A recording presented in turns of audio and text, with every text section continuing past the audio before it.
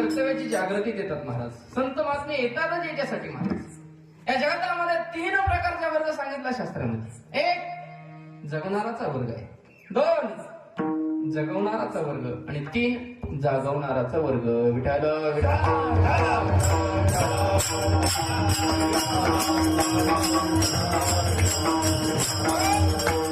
एक जगणारा आहे, जीव आहे, जगवणारा देव आहे आणि जागवणारे संत आहेत. विठाल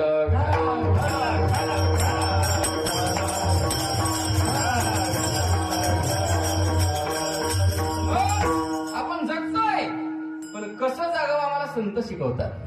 जगणाराचा वर्ग आहे, आणखी सोपं करेल. काहींचा काम शोधणारा वर्ग आहे, काम शोधणाऱ्याचा वर्ग आहे. काहींचा काम दाखवण्याचा वर्ग आहे, तर काही काम लावणाराचा वर्ग आहे.